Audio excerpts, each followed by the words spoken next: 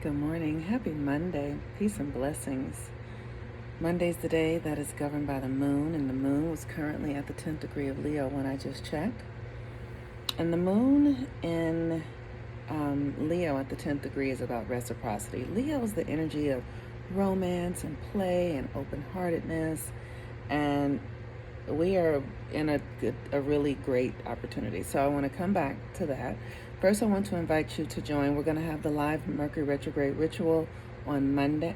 Today is Monday. On Wednesday at 5 p.m. Pacific Standard Time. It will be recorded 8 p.m. Eastern Standard, and we're going to do the ritual to literally bring in that new Sebek energy of your ability to move through this 3D reality with the mind and the intention that is aligned with your highest and best self.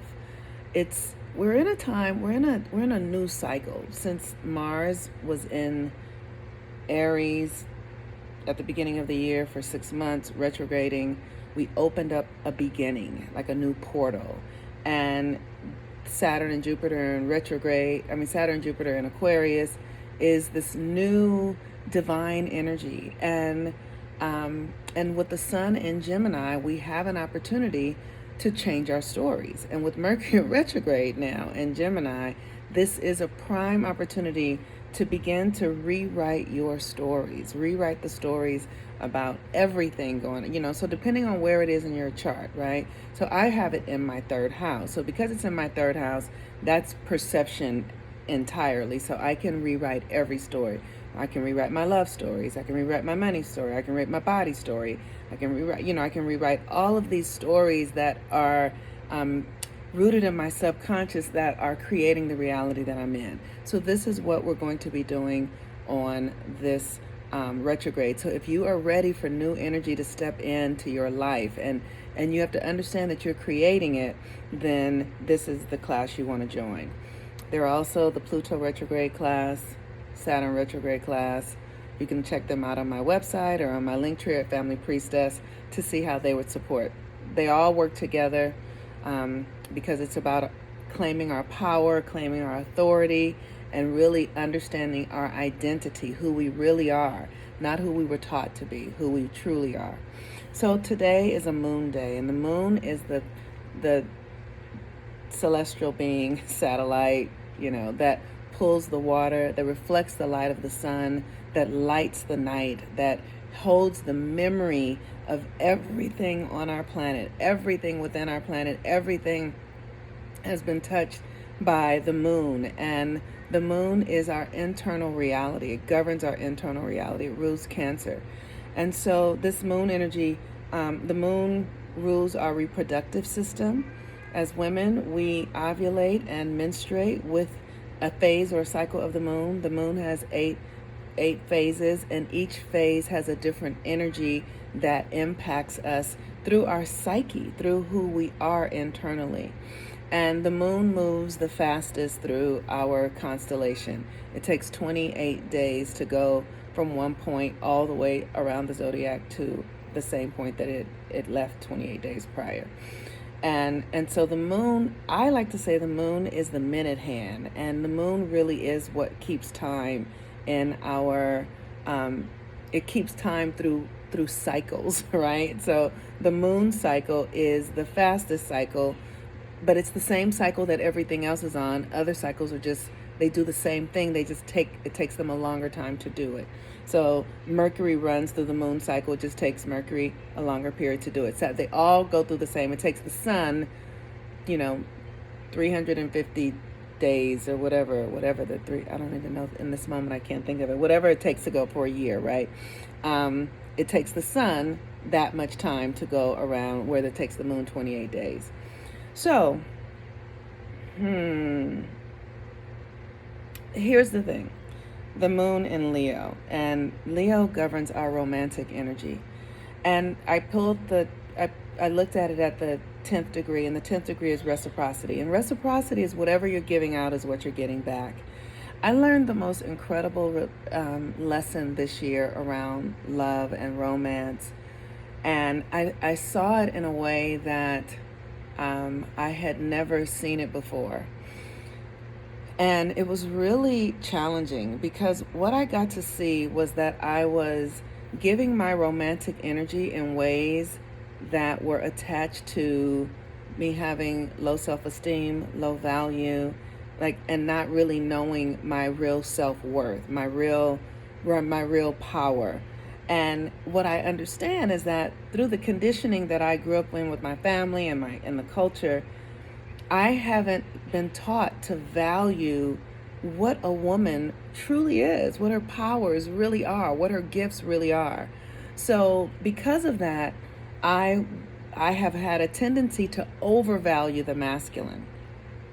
We set it up in all these interesting ways in our culture. It's like, these jock stories. Like, I have a lot of male friends who have relationships with the feminine in interesting ways. So I have one friend who was a very successful sports athlete.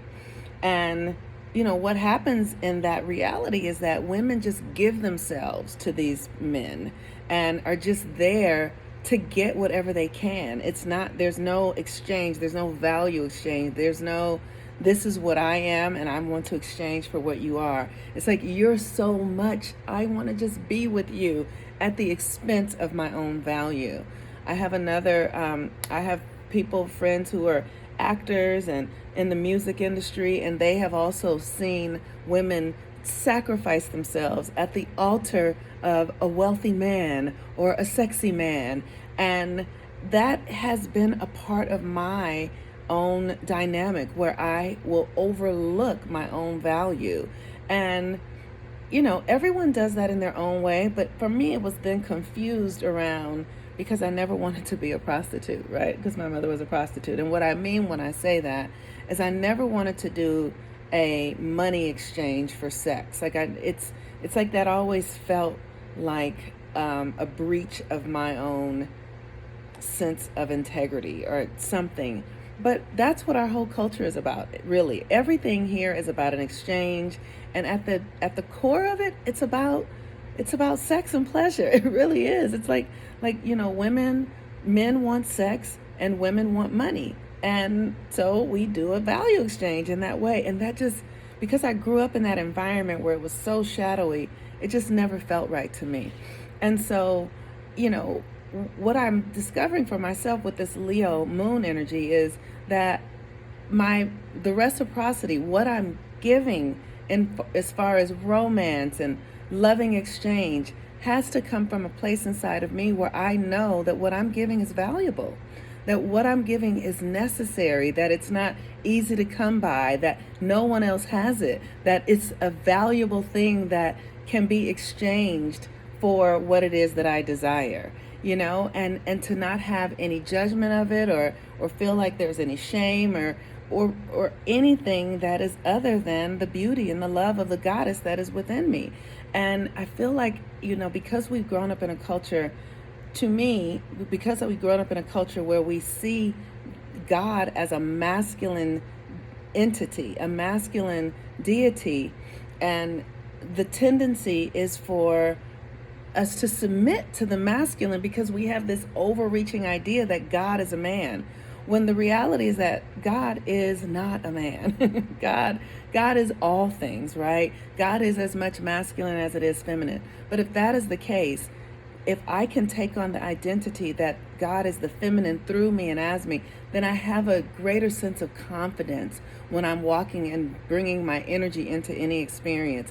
I don't feel like I'm subject to the masculine, like I have to give because you have all the power and I am nothing without you, and I have to submit myself to your will because if I don't, the damsel in distress, right?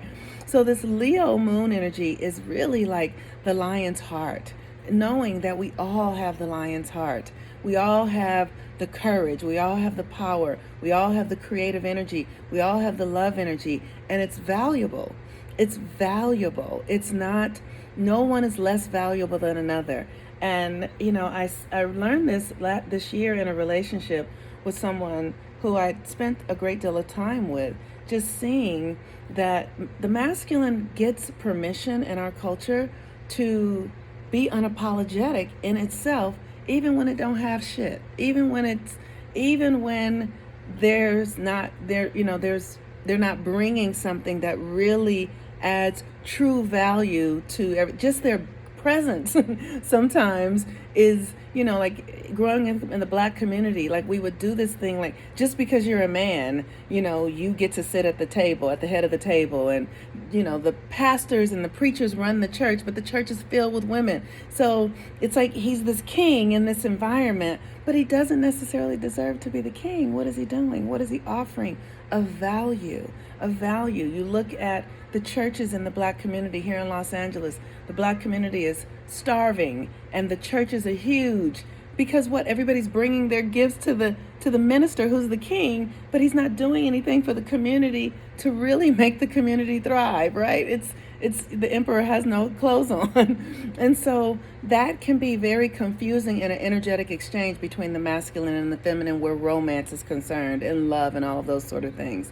So today is a really good day, as the sun is in Gemini and the moon is in Leo, to look at the story that you're telling around your romantic love exchanges, right? What is there a value-based exchange that occurs? And when it's practical, right? So yes, love is unconditional. Love is, romantic and fairy and and all that sort of stuff. Love is all that. But there is this thing that if we overgive, if we're not really recognizing the value, then we end up depleted. And that's the thing that I saw, that I was in a spirit of overgiving because my mother would give because she didn't see her own value, and she would give to the masculine and do all these things, and she would never get anything that truly represented her value because she didn't request it, because she didn't know that she was valuable. So with that, I encourage you, know your value, know your creative energy, know what you bring, know who you are, know what you need, know so that when you go into any experience, romantic, creative, or otherwise, you can understand that if what you're getting is a value exchange for what you're giving, because it does not work to overgive and to be out of alignment. And you're not a victim. So if you're overgiving, what I've seen, my overgiving was me. No one was demanding that of me. That was how I was setting it up. So with that, be mindful of your own energy, how you give, how you receive, what your needs are, and recognize that no one can meet your needs. You came here to this earth plane with everything you need. So if you are experiencing some idea of need, that is a false illusion where you are functioning in some sort of scarcity, because your needs are met from within you and really not from externally. At the core, from the mindset of knowing that you have everything within you that you need, and you can magnetize those things to you at your pleasure. Peace and blessings. Have a beautiful Monday. I'm the Moon Mama. Bye-bye.